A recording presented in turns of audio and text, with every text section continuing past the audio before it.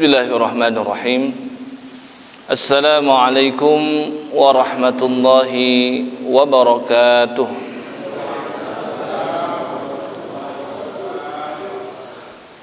Innal hamdalillah nahmaduhu wa nasta'inuhu wa nastaghfiruh wa na'udzu billahi min shururi anfusina wa min sayyiati a'malina.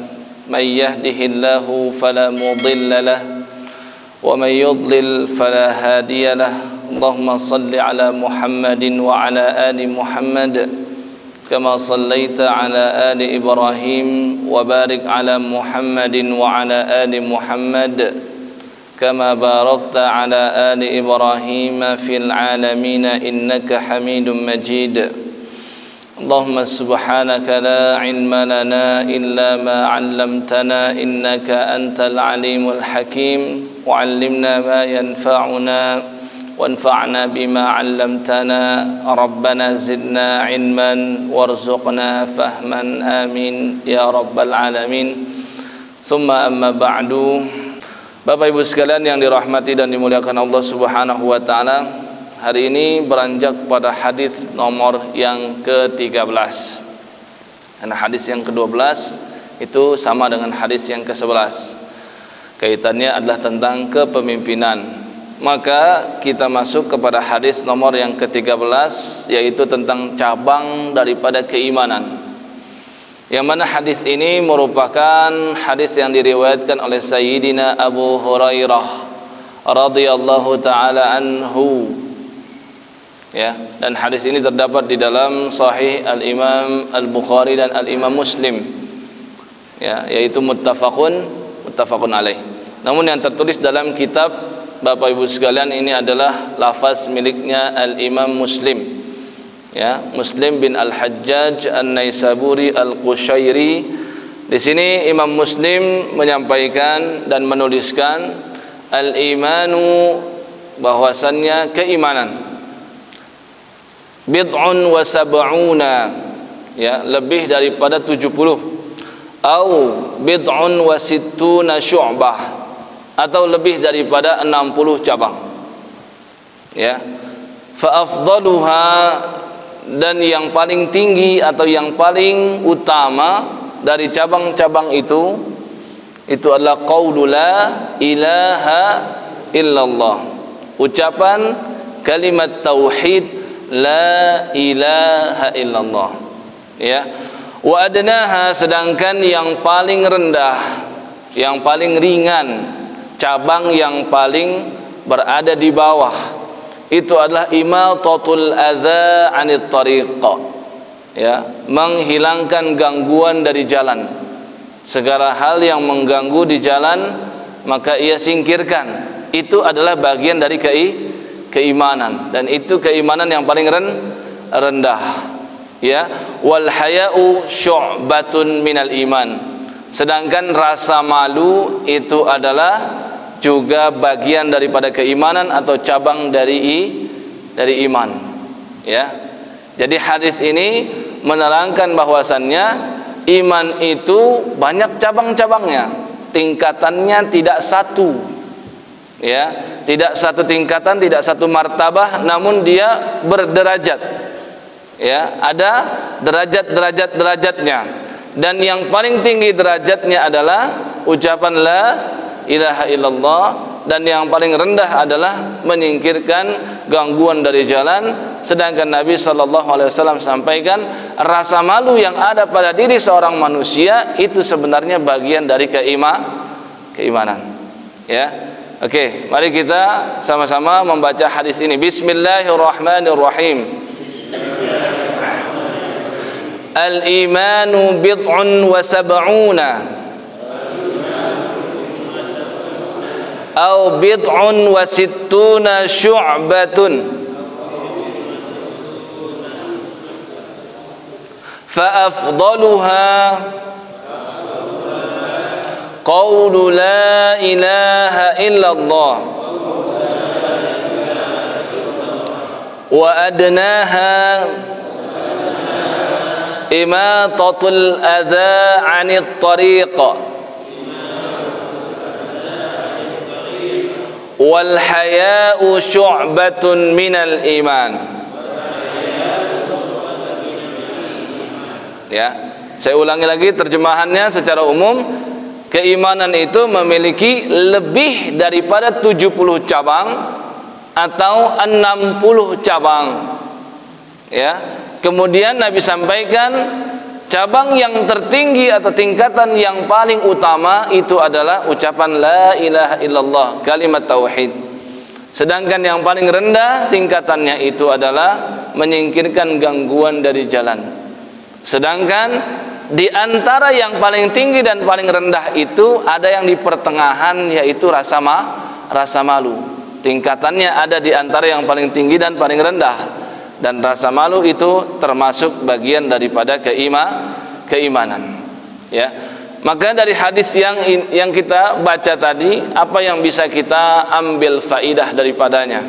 Yang pertama, bahwasannya dengan hadis ini menunjukkan bahwasanya iman itu memiliki cabang dan tingkatan bermacam-macam, dan sebagiannya kalau ditinggalkan maka bisa menyebabkan kekufuran, Pak. Ya, sebagian dari cabang-cabang iman tersebut atau tingkatan-tingkatan iman tersebut, dari yang paling tinggi sampai dengan yang paling rendah, sebagian di antara ini kalau ditinggalkan maka bisa menyebabkan kekufuran. Contohnya apa? Ucapan la ilaha illallah, syahadat, ya, dan dia termasuk derajat yang juga tinggi, ya, sehingga ketika ditinggalkan bisa menyebabkan dosa yang besar, ya. Kemudian ibadah-ibadah wajib yang lain seperti berbakti kepada kedua orang tua, ini juga bagian daripada keimanan, dan kalau ditinggalkan bisa menyebabkan dosa yang besar. Demikian juga di antara keimanan ada, kalau ia ditinggalkan maka tidak sampai kekufuran dan tidak menyebabkan seseorang berdosa besar, namun dia hanya hilang kesempatan untuk mendapatkan pahala, menyia-nyiakan pahala dari Allah. Ini contohnya adalah ibadah-ibadah sunnah. Ketika ditinggalkan dia tidak berdosa dan tidak menyebabkan kekufuran, hanya saja dia telah melewati kesempatan mendapatkan pahala. Ya. Maka dari sini seluruh amal perbuatan yang meliputi amalan hati dan anggota badan, maka ini semuanya termasuk hakikat dari keimanan. Ahlus sunnah wal jamaah tidak mengeluarkan amalan sekecil apapun daripada hakikat iman, apalagi amalan-amalan yang besar. Jadi amalan yang kecil saja itu bagian daripada keimanan menurut ahlus sunnah wal jamaah, apalagi amalan yang besar. Maka bukan termasuk pemahaman ahlus sunnah ketika ada yang menyatakan keimanan itu cuma ada di dalam hati. Ya, bukan termasuk ahlus sunnah wal jamaah yang menyatakan keimanan itu cuman ada di dalam hati, ya, atau keimanan itu hanya ucapan saja melalui lisan. Itu juga bukan termasuk ahlus sunnah wal jamaah tanpa ada amalan-amalan dari anggota tubuh. Namun menurut ahlus sunnah wal jamaah, keimanan itu adalah gabungan daripada tiga hal ini. Jelas? Keyakinan di dalam hati, ya, diucapkan dengan lisan dan dikerjakan dengan seluruh anggota badan. Ya, maka dengan pemahaman ini iman itu bisa bertambah dan menuju kesempurnaan, dan iman itu juga bisa berkurang, ya, sehingga itu bisa sirna dan tidak tersisa sedikit pun. Ya, maka kita lihat orang-orang yang murtad itu biasanya sebelum dia melakukan kemurtadan, perbuatan yang menyebabkan dia murtad, biasanya dia banyak melakukan dosa-dosa besar terlebih dahulu awalnya. Ya, sehingga tadi setelah melaksanakan dosa-dosa besar, maka semakin hilang, berkurang iman yang ada dalam dirinya. Berkurang sehingga tersisa, dan maka akan menjadi sirna. Jelas sampai sini? Ya, demikian seseorang yang baru masuk Islam, ya, keimanannya bisa terus bertambah dan mencapai kesempurnaan.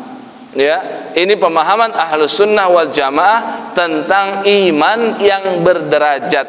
Kemudian yang kedua yang bisa kita ambil faidah dari hadis ini, lanjutan daripada poin yang pertama, bahwasannya iman itu mencakup 3 hal tadi, ya, yaitu adalah tasdiqun bil jinan, wa iqrarun bil lisan, wa amalun bil arkan. Para ulama membuat satu kesimpulan, ya, yang universal. Mereka berkata iman itu tasdiqun bil jinan, meyakini dengan al-jinan. Al-jinan itu adalah hati, ya. Wa iqrarun bil lisan, diucapkan dengan lisan. Wa amalun bil arkan, dan dikerjakan dengan anggota tubuh. Maka seseorang yang berkata saya muslim, saya beriman, namun dia tidak sholat, maka sesungguhnya dia tidak menyempurnakan hal ini, ya. Dan ini bukan hanya kesepakatan para ulama-ulama yang notabene ulama yang tidak terkenal, bukan. Tapi para ulama-ulama begawan, para bahkan imam mazhab, mereka pun umumnya menyebutkan tentang 3 hal ini ketika mendefinisikan tentang iman. Contoh misalkan Al-Imam Asy-Syafi'i dalam kitab beliau, ya, di situ tertulis bahwasanya wa kana al-ijma'u minas sahabati wat tabi'ina wa man ba'dahum.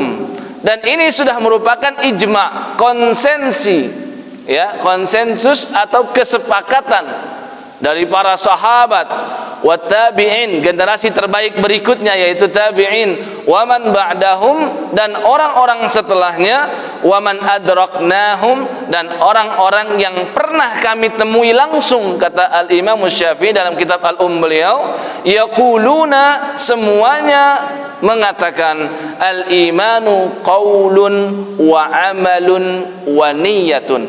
Iman itu adalah ucapan, ya, kemudian amal, ya, perbuatan anggota tubuh yang zahir, dan niyatun. Niat itu adalah perbuatan hati. Rangkaian dari 3 hal ini, ucapan, perbuatan, dan apa? Niat atau keyakinan. La yujzi'u wahidun minats thalathati illa bil akhar.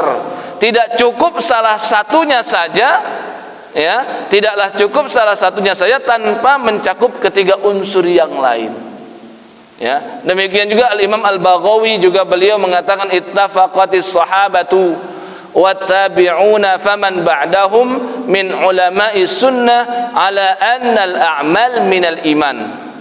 Para sahabat, para tabi'in, dan orang-orang setelah mereka yang mana mereka adalah para ulama, mereka bersepakat annal a'mal minal iman.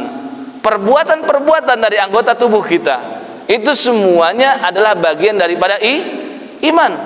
Sedekah, ya, apalagi Pak?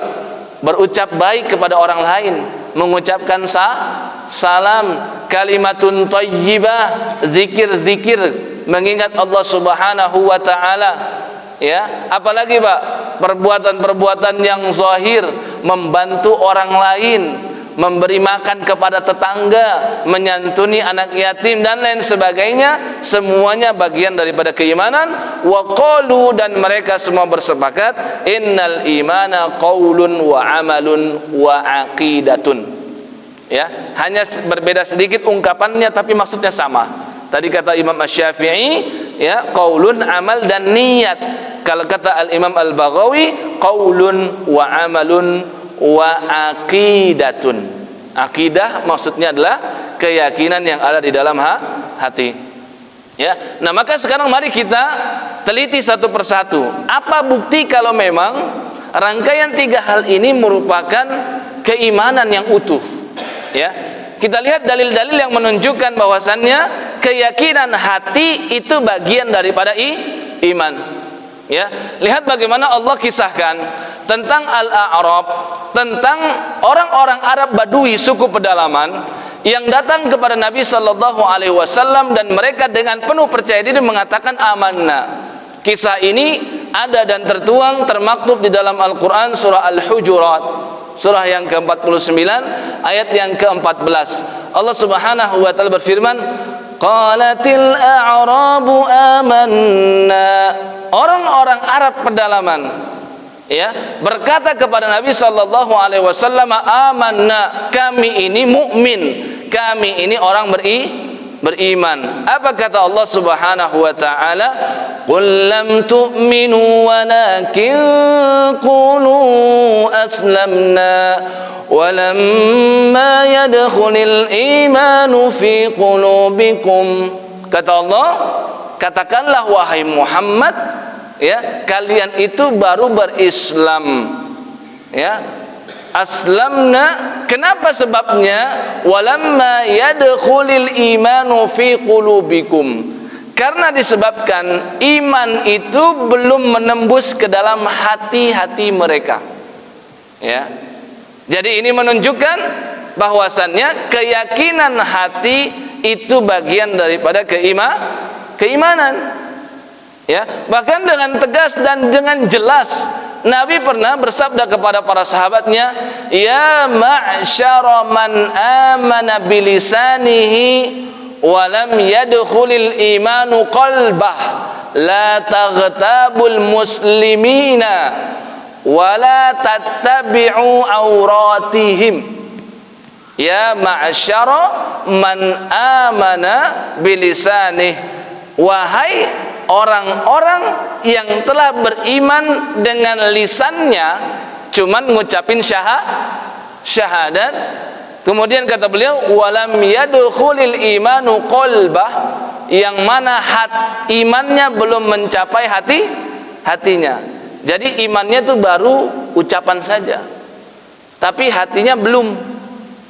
Pesan Nabi, la taghtabul muslimin, jangan kalian suka menggibah orang-orang muslim. Kemudian wala tattabi'u auratihim, jangan kalian cari-cari celaknya orang Islam. Suka mencari-cari kejelekan orang Islam. Tetangga kita muslim, kita cari-cari celahnya, kita omongin dengan orang lain. Ada murid mencela gurunya, dicari-cari kekurangan gurunya. Macam-macam bentuknya. Pokoknya ini pesan Nabi, orang yang suka menggibah, mencela orang lain, itu sesungguhnya keimanan belum menembus ke dalam hati. Dia baru berucap saja. Iman itu baru sampai lisannya saja. Dalil-dalil ini menunjukkan bahwasannya keyakinan hati itu bagian daripada keimanan. Demikian juga ucapan dengan lisan itu juga bagian daripada keimanan. Suatu ketika pernah Sayyidina Abu Bakar radhiyallahu taala anhu dan Sayyidina Umar bin Al-Khattab radhiyallahu taala anhu bersilang pendapat ketika Abu Bakar menjadi khalifah. Ketika itu ada kelompok yang tidak mau membayar zakat. Maka ketika itu Abu Bakar bertekad ingin memerangi mereka. Sebelum dilaksanakan perintah ini, beliau bermusyawarah dulu dengan Dewan Syuro, yang saat itu termasuk di dalamnya Sayyidina Umar bin Al-Khattab radhiyallahu taala anhu. Ketika keinginan niat Abu Bakar itu ingin dilaksanakan, Umar bin Al-Khattab berkata, bagaimana kamu bisa memerangi mereka? Sedangkan Rasulullah SAW pernah bersabda, umirtu an uqatilan nasa hatta yashhadu an la ilaha illallah. Dalam riwayat lain, hatta yaqulu la ilaha illallah. Nabi pernah bersabda, aku diperintahkan oleh Allah untuk memerangi manusia sampai mereka mengucapkan la ilaha illallah. Faman qala la ilaha illallah, barang siapa yang sudah bersyahadat la ilaha illallah, faqad asama minni, maka dia telah melindungi. Apa yang dia telah lindungi? Malahu wa nafsahu, Dia telah melindungi nyawanya dan telah melindungi hartanya minni, dariku. Artinya Nabi tidak diperkenankan untuk memerangi orang yang sudah mengucapkan syahadat.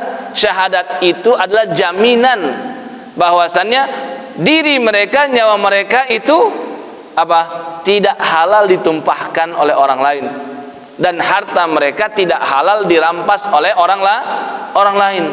Makanya itu banyak orang munafik itu berlindung dari syahadat, ya, karena kalau sudah syahadat mereka aman, nggak boleh dibunuh, nggak boleh dirampas hartanya, ya. Nah, di sini menunjukkan bahwasannya ucapan la ilaha illallah cuman ngucap doang, padahal belum tentu iman itu sudah masuk ke dalam hatinya, baru ucapan lisan.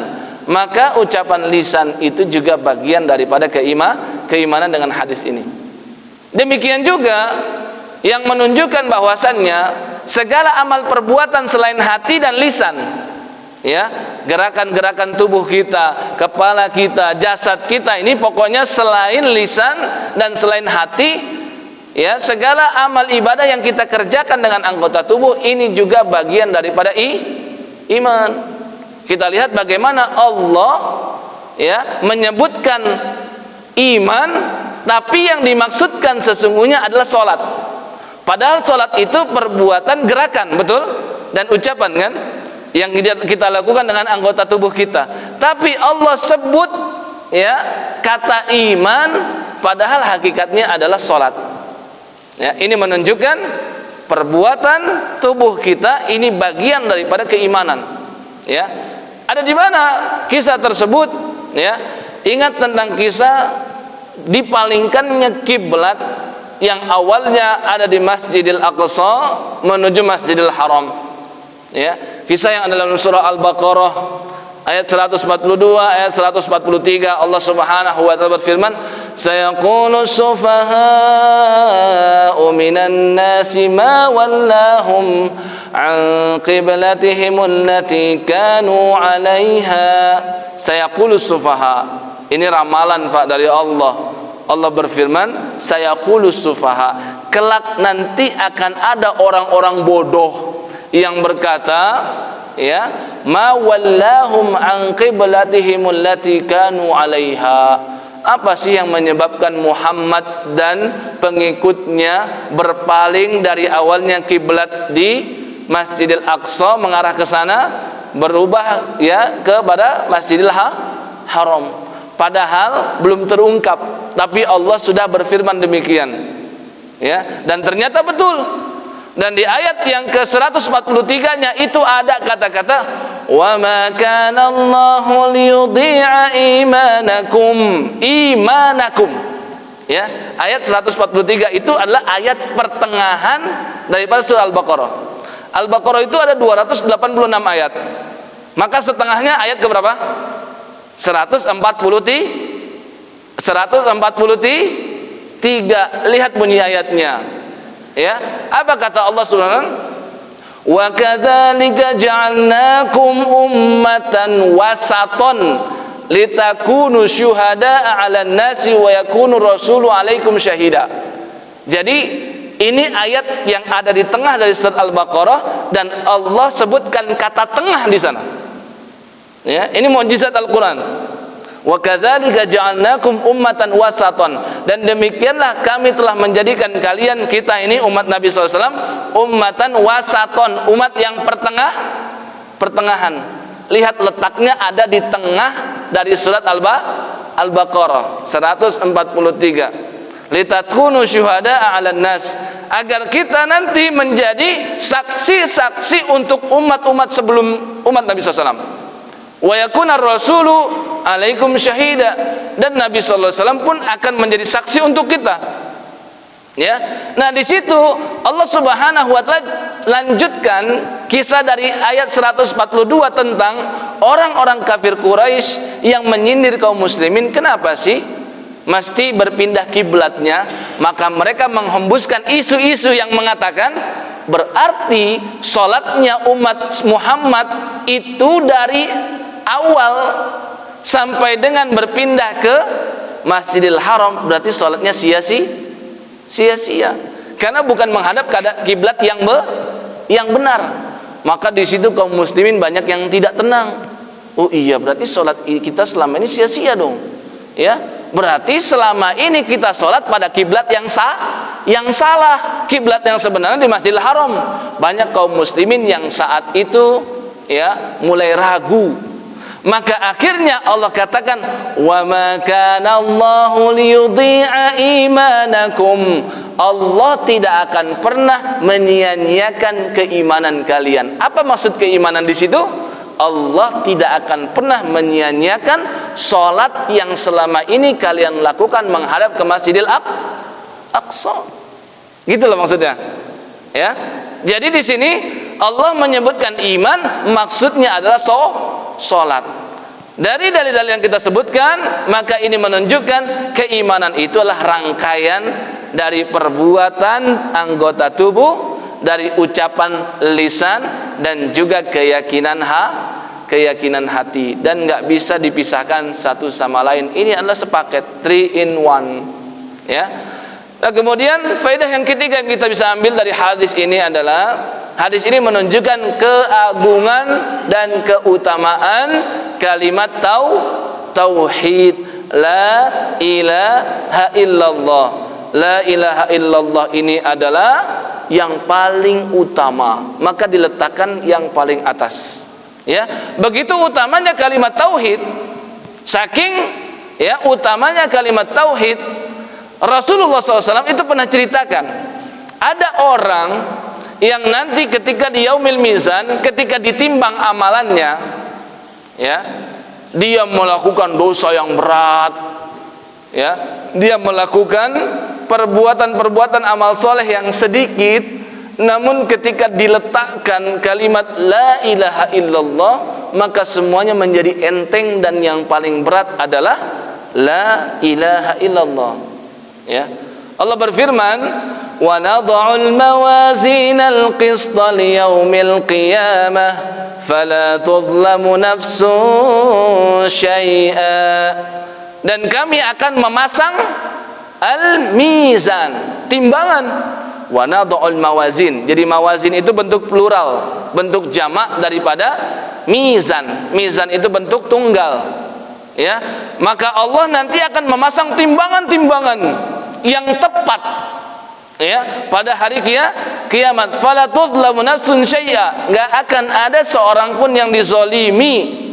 Wa in kana mithqala habatin min khardalin ataina biha wa kafa bina hasibin.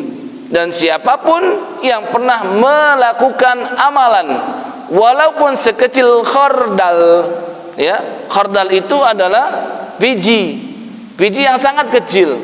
Intinya ini menunjukkan amalan apapun, besar ataupun kecil. Yang kecil saja didatangkan, apalagi yang besar. Baik amalan soleh ataupun amalan yang salah, semuanya akan didatangkan. Ataina biha, kami datangkan. Wa kafa bina hasibin, dan cukuplah kami yang membuat perhitungan. Di surah Al-Anbiya ayat 47 Allah nyatakan wa nad'ul mawazin, berarti nanti kita akan ditimbang. Ya, dan ada satu kisah dari Nabi SAW yang menunjukkan yang paling berat di timbangan itu adalah kalimat tauhid. Ya, ini saya sebutkan ya, ada hadis yang sangat panjang dalam riwayat Imam Tirmizi yang mana Nabi SAW bersabda, innallaha sayukhallisu rajulan min ummati ala ru'usil khalaiq yaumal qiyamah. Allah nanti akan membebaskan, ya, seorang dari umatnya Nabi Muhammad SAW, dan itu pembebasannya disaksikan oleh seluruh makhluk. Ya, jadi mungkin ini ada kaitannya dengan kisah Nabi, bahwasannya nanti ada orang yang paling terakhir masuk surga.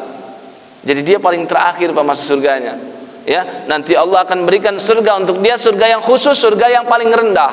Surga yang paling rendah aja sekian puluh kali lipat daripada kenikmatan yang paling besar yang pernah dirasakan seseorang di dunia. Ya, ini surga yang paling rendah. Gimana dengan surga yang paling tinggi? Nah, kata Nabi SAW, fayanshuru alaihi tis'atun wa tis'ina sijillan, ya, kullu sijillin mislu maddil basar. Kemudian Allah datangkan, ya, 99 gulungan catatan dosa milik dia. Setiap satu gulungan panjangnya sejauh mata memandang. Ini berarti orang ini pendosa berat nih, Pak. Ya, tapi dia masih muslim. Banyak dosa dia lakukan. Ya, didatangkan itu, Pak, catatan-catatan dosa dia sebanyak 99 gulungan. Setiap satu gulungan itu panjangnya sejauh mata memandang. Ya. Kemudian apa?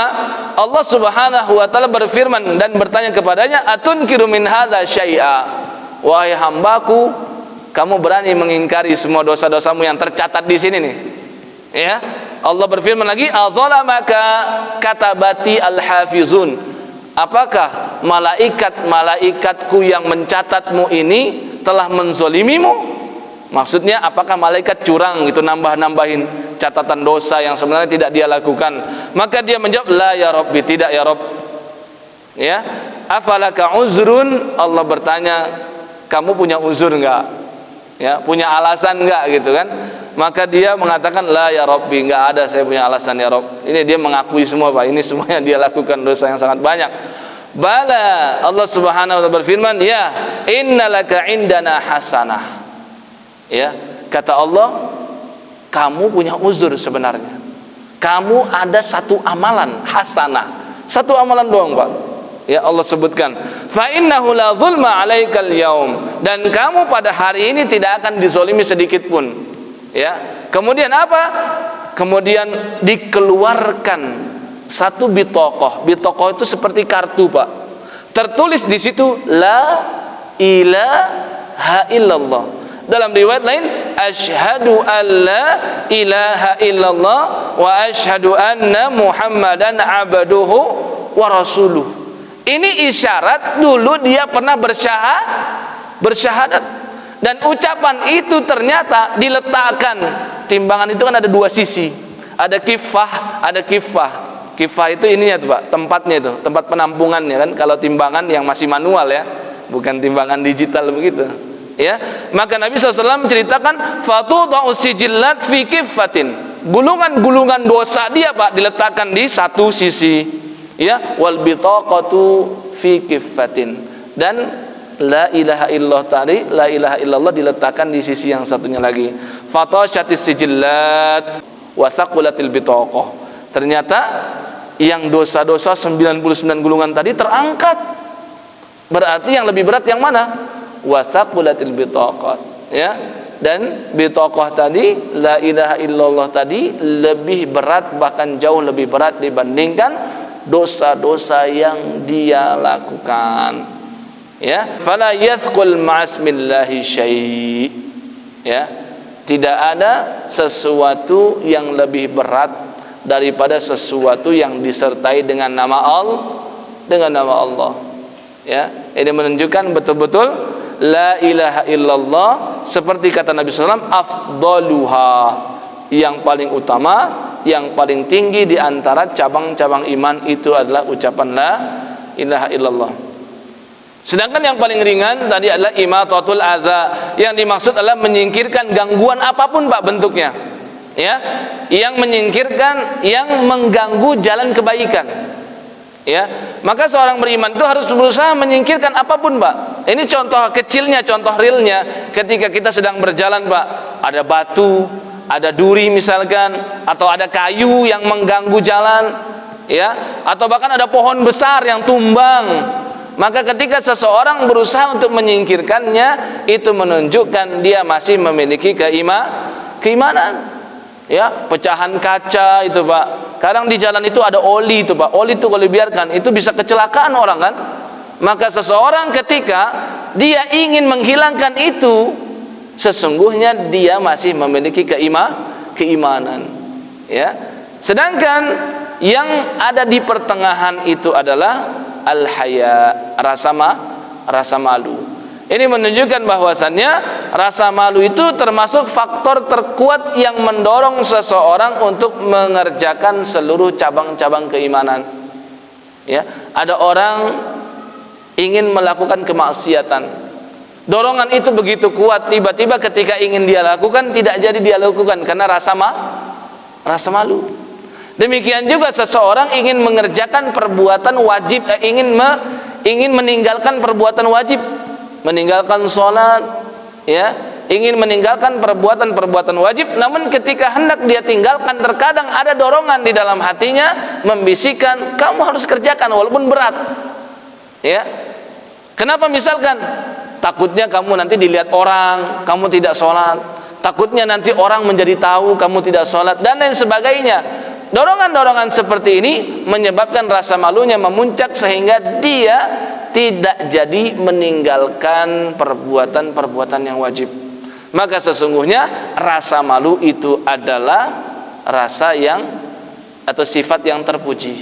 Jangan cela seseorang ketika dia pemalu. Dan rasa malu itu dibagi, Pak, ya.